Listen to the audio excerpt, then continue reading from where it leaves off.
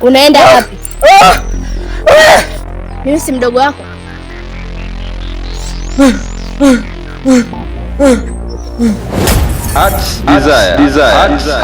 Desire.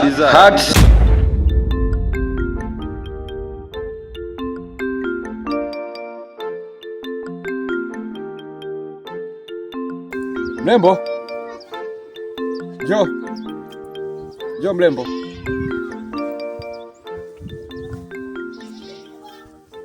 Siogope. Mambo? Poa. Na umependeza. Kawaida yangu. Mtoto so beautiful. Mzunguka kidogo. Vitu vyangu hivyo mimi. Taniua wewe mtoto. Mtoto mashallah. Mungu anipe nini tena? Niambie. Wewe si mchachu? Mimi mchachu? Wewe umenijuaje? Mimi mtamu. Au unataka uninyime vitu vyako hivyo? Mtoto. Jisikie huru uko na mimi, sawa Niambie. Kwa hiyo, wewe unanitaka mimi? Basi nataka nikuulize maswali hayo matatu. Sawa.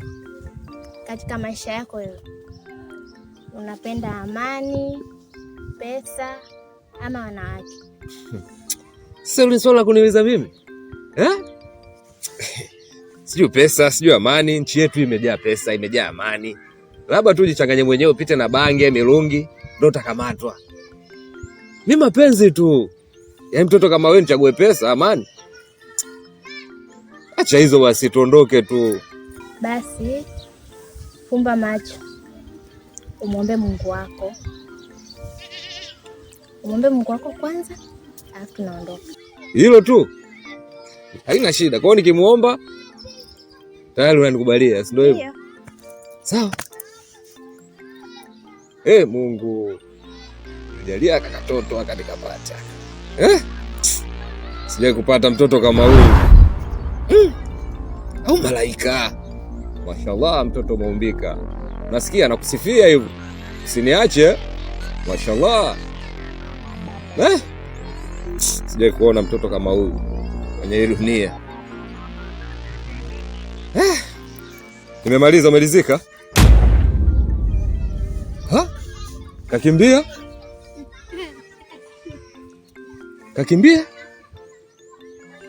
Kama angejichanganya alikuwa kameisha.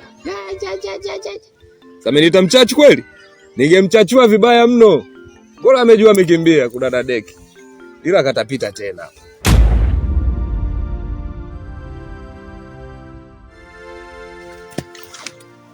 Shemeji, nashukuru kwa kuitikia wito wangu.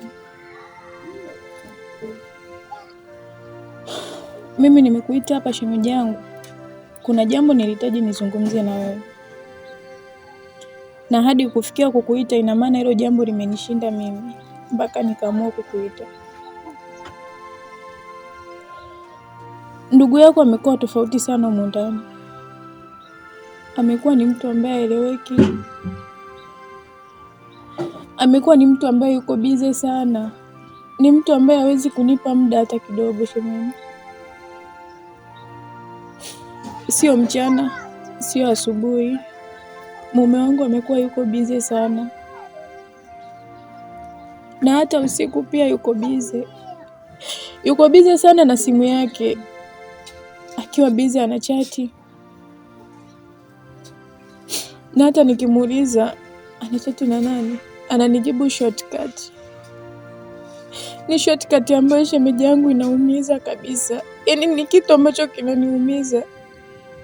Na labda umesha kukaa naye katika hali ya utulivu na ukamuuliza labda kuna kitu gani hasa mpaka anafanya hivyo vitu? Shemeji, nimekaa mara kadhaa sana na mume wangu. Nimejaribu kumuelewesha, lakini hanielewi. Ninafikia stage mpaka moyo wangu unachoka shemeji yangu. Yaani naumia kiasi kwamba nashindwa kuvumilia hata maumivu yenyewe. Nakuomba shemeji yangu ongea na mume wangu.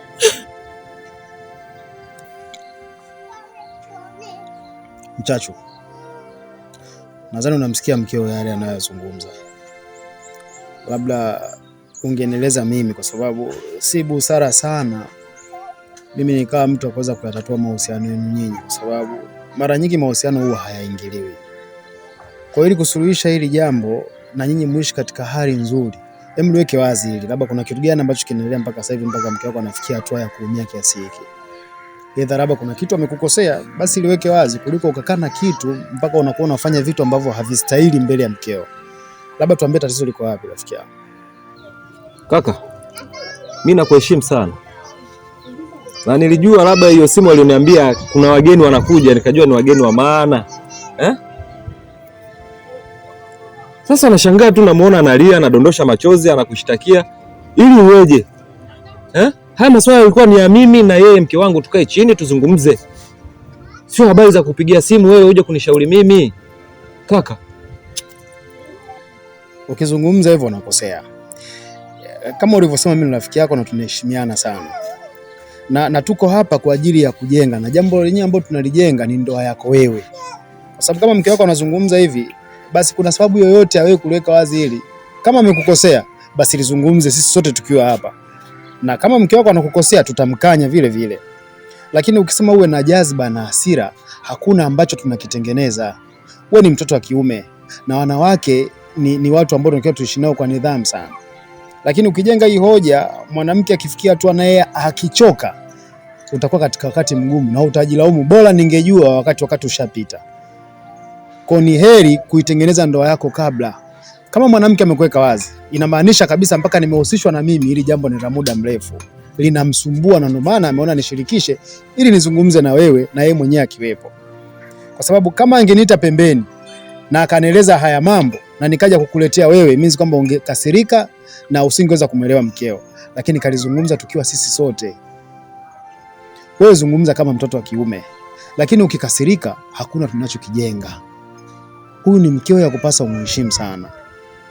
Mimi nilizani mpaka ulipofikia hatua ya kuoa, mambo mengine yote ushayaacha. Unaanza na upya na kuijenga ndoa yako na kutengeneza familia iliyokuwa bora. Lakini sasa yakianza yale ya ujana ambayo wewe umeshayaacha mpaka kufikia hatua ya kuishi na mwanamke ndani, utakuwa utengenezi ndoa yako. Huyu mwanamke anaumia. Bro, wanawake ni wabaya sana wakikwazika. Na pale atakapokuja kuchoka, utakuja kujuta kwenye maisha yako. Wanawake wanavumilia mengi sana.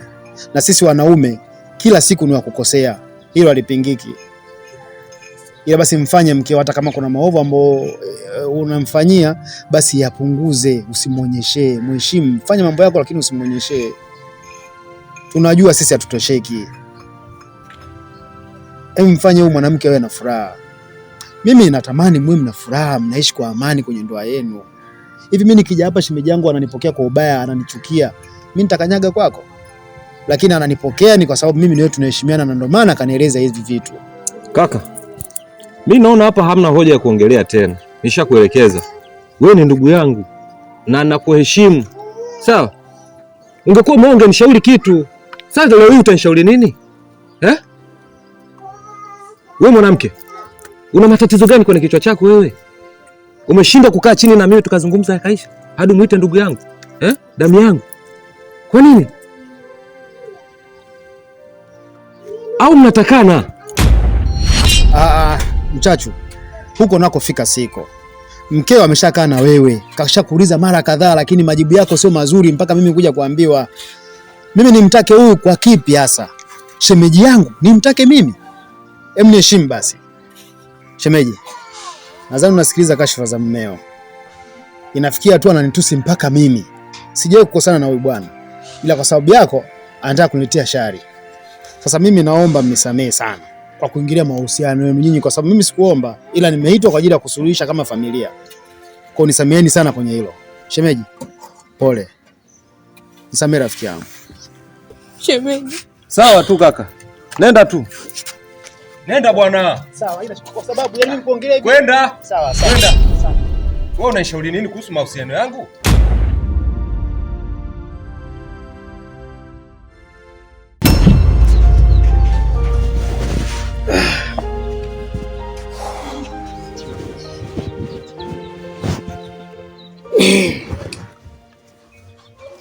Mke wangu. Unajua dunia sasa hivi imebadilika sana,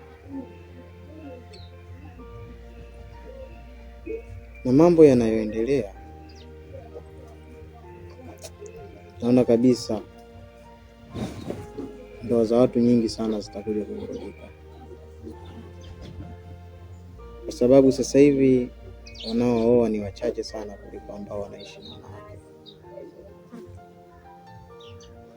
Lakini vile vile na kama tabia fulani hivi nimeiona, mimi binafsi yangu sipendezeshwi nayo kabisa.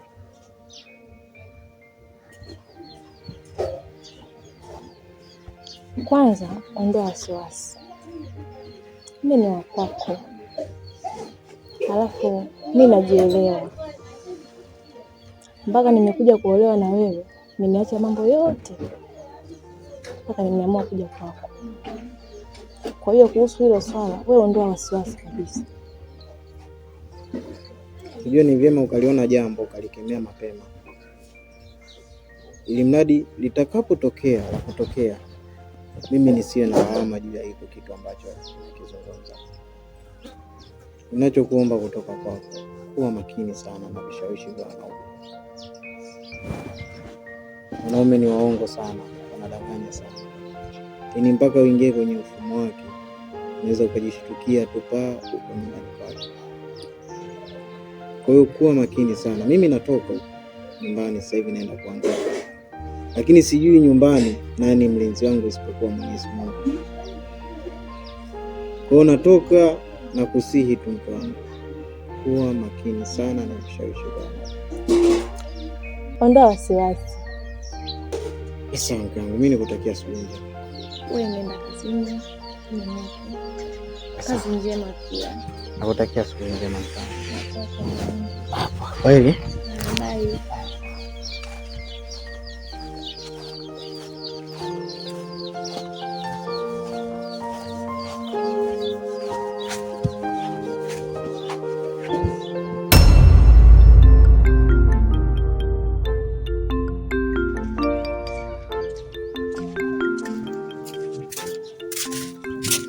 Rembo. Sister. Dada. Samahani nakuomba mara moja. Tawasi Rembo. Mambo? Mzima? Safi. Se. Nimeshangaa kuonana na wewe mtoto mzuri kama wewe kwenye mazingira kama haya. Unatokea wapi? Chamanzi. Unaishi Chamanzi baby? Mtoto mzuri kama wewe unaishi Chamanzi au unadanganya? Kweli sana kudanganya. So beautiful. Yaani umependeza. Yaani unafaa uwe na mimi kabisa. Yaani kikuangalia ulivyo. Sikupatii picha ukiwa na mimi. Hivi unaitwa nani? Maria. Jina lako nzuri sana Maria. Yaani jinsi ulivyo na jina lako, yaani mmeendana kabisa. Sema kitu hichi kimoja ndo una. Na ukiwa nacho, basi umetoboa maisha yako. Kitu gani? Namba yako tu ya simu nahitaji. Bila kujali. Naomba unipatie handsome wa kijiji hapo. Wananijua kote huko wananijua. Kiulizia Mr. Mchachu wananijua. Hebu nipatie namba yako ya simu. Fanya hivyo, nipatie namba yako ya simu. Mrembo, sijawahi kuona kwenye kijiji hichi. You are so beautiful. Mtoto mzuri. Mungu anipe nini mimi? Mr. Mchachu. Basi fresh tutawasiliana. Basi nimetoka kuangalia miradi ya baba. Si unajua? Poa poa.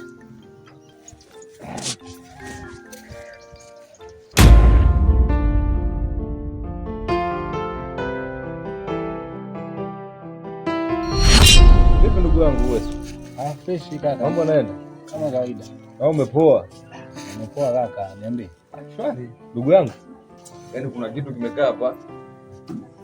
Nimezunguka huko nyuma huko. Nimekutana na huyo binti. Baba, Mungu anajua kuumba. Kwambia huyo binti kishapu chako hicho, shape fani hivi, amazing. Mzee ukikiona.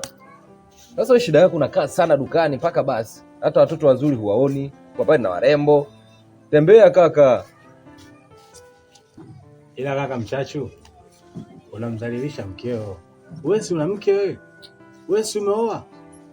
Hivi wewe unadhani hapa duniani wanawake wanaisha? Kaka, baki na mkeo. Wanawake hawaishi. Kaka, raha jipe mwenyewe, si umenielewa? Wanawake si ndo walimu wao, yaani inabidi tuwafundishe kisawasawa, yaani tuwape somo, si umenielewa? Yaani kuna mwanaume analizika na mwanamke mmoja kaka, unafeli wapi? Kaka mchache unapotea, wanawake hawaishi. Kuna siku utatembea na mwanamke kumbe mke wa mtu, afu utakuja siku kupata na majanga, unapotea kaka, nakwambia. Tena wakioza watu watamu. Kalia tu hapo. Tembea kaka, toka dukani.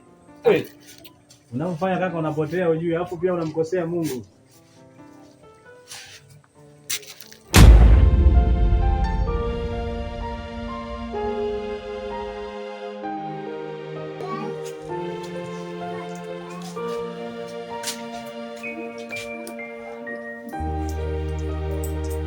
Asante.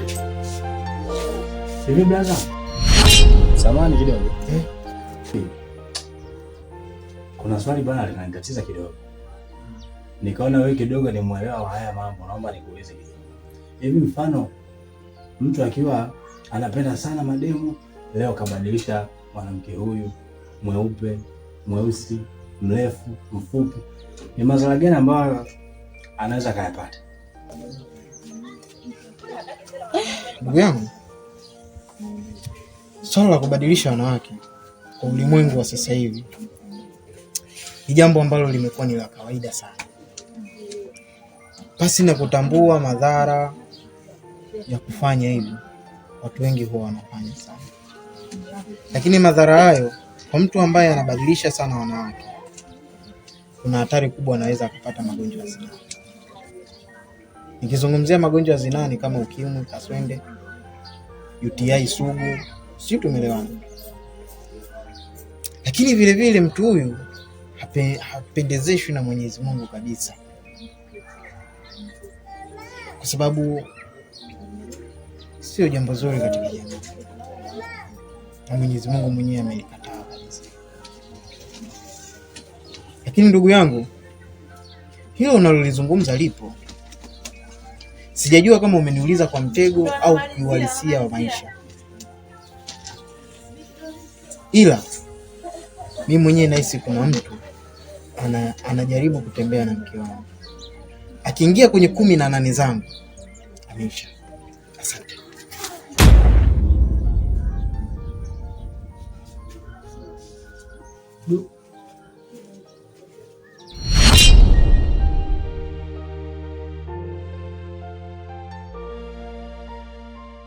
Mr. Morris.